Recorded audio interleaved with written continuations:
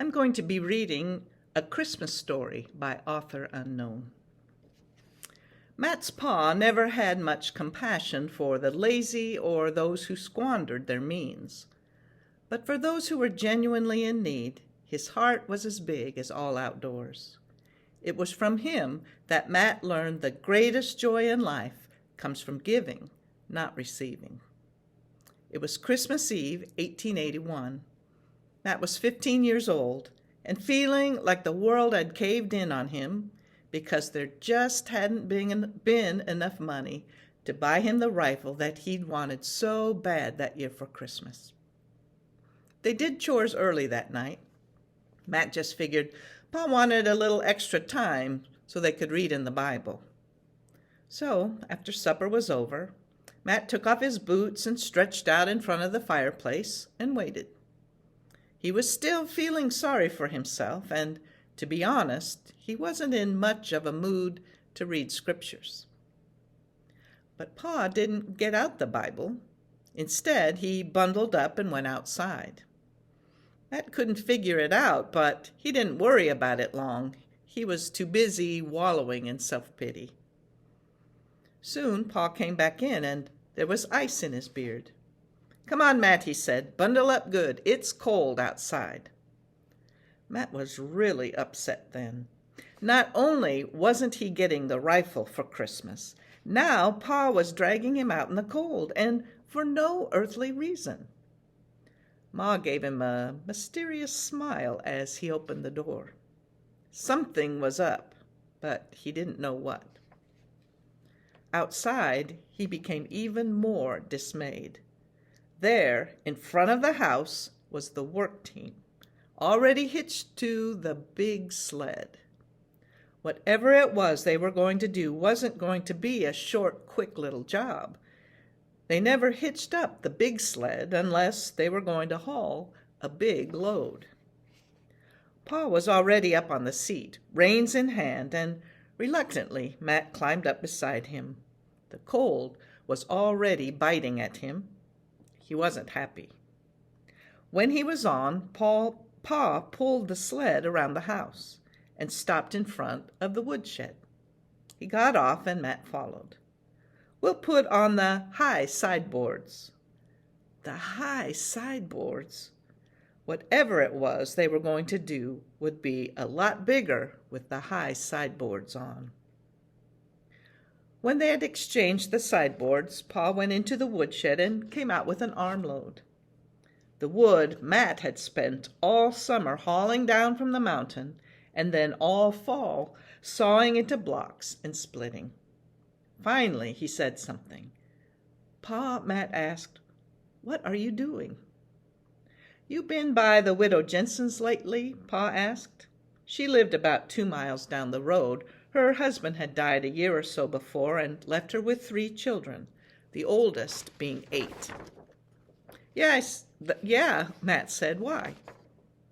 "I rode by just today," Pa said. "Little Jakey was out digging around in the wood pile trying to find a few chips.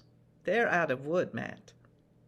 That was all he said, and then he turned and went back into the woodshed for another armload. Matt followed. They loaded the sled so high that Matt began to wonder if the horses would be able to pull it.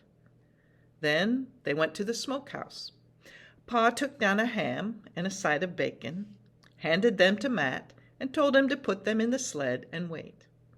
He returned carrying a sack of flour over his right shoulder and a smaller sack of something in his left hand. "What's in the little sack?" Matt asked. "Shoes. Little Jakey just had gunny sacks wrapped around his feet this morning. I got the children a little candy, too. It just wouldn't be Christmas without candy." They rode the 2 miles to Widow Jensen's pretty much in silence. Matt tried to think through what Pa was doing. They didn't have much by worldly standards. They did have a big wood pile, though most of what was left now was still in the form of logs that would have to be sawn into blocks and split before it could be used. They had meat and flour, so they could spare that. But he knew they didn't have any money. So why was Pa buying them shoes and candy? Really, why was he doing any of this? The Jensens had closer neighbors. It should have been their concern.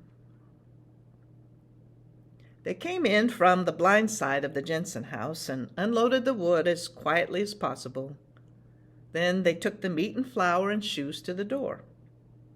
The door opened a crack, and a timid voice said, "Who is it?" "Luke Miles and my son Matt. Could we come in for a bit?"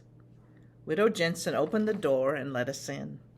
She had a blanket wrapped around her shoulders.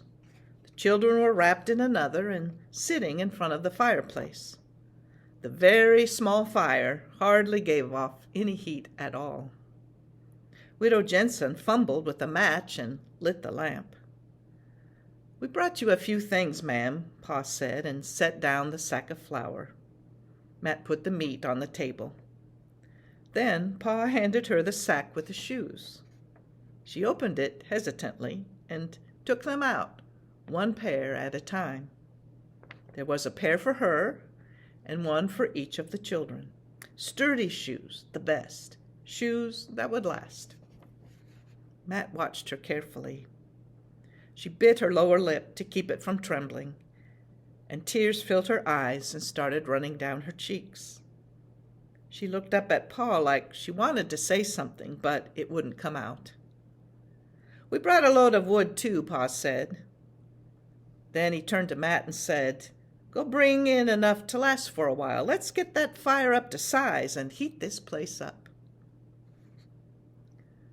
Matt wasn't the same person when he went back out to bring in the wood. He had a big lump in his throat, and as much as he would hate to admit it, there were tears in his eyes, too. In his mind, he kept seeing those 3 kids huddled around the fireplace, and their mother standing there with tears running down her cheeks, and so much gratitude in her heart that she couldn't speak. A joy filled his soul he had never known before. He had given at Christmas many times before, but never when it had made such a difference. He could see that they were literally saving the lives of these people. He soon had the fire blazing and everyone's spirits soared. The kids started giggling when Pa handed them each a piece of candy, and Widow Jensen looked on with a smile that probably hadn't crossed her face for a long time. She finally turned to us and said, "I know the Lord Himself has sent you. We've been praying He would send one of His angels to spare us." In spite of himself, the lump returned to Matt's throat and tears welled up in his eyes. He could see that it was probably true. He was sure a better man than Pa had never walked the earth. Pa insisted that everyone try on the shoes before we left. They all fit, and Matt wondered how he had known what sizes to get. But then he guessed that if Pa was on an errand for the Lord would make sure he got the right sizes. When they stood up to leave, Pa took each of the kids in his big arms and gave them a hug. They clung to him, and Matt could see they missed their Pa, and he was glad he still had his. At the door, Pa turned to Widow Jensen and said, "The missus wanted me to invite you and the children over for Christmas dinner tomorrow.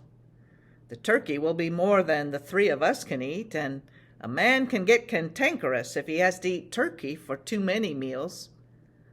We'll be by to get you about 11. She nodded and said, "Thank you, Brother Miles. I don't have to say, 'May the Lord bless you.' I know for certain that He will." Out on the sled, Matt felt a warmth that came from deep within, and he didn't even notice the cold. When they had gone a ways, Pa turned to him and said, "Matt, I want you to know something. Your Ma and me have been tucking away a little money here and there all year so we could buy that rifle for you, but we didn't have quite enough. Then yesterday, a man who owed me a little money from years back came by to make things square. We were real excited, thinking that now we could get you that rifle, and I started into town this morning to do just that. But on the way, I saw little Jakey out scratching in the woodpile with his feet wrapped in those gunny sacks, and I knew what I had to do. So, son, I spent the money for shoes and a little candy for those children. I hope you understand. Matt understood very well, and he was so glad that Pa had done it.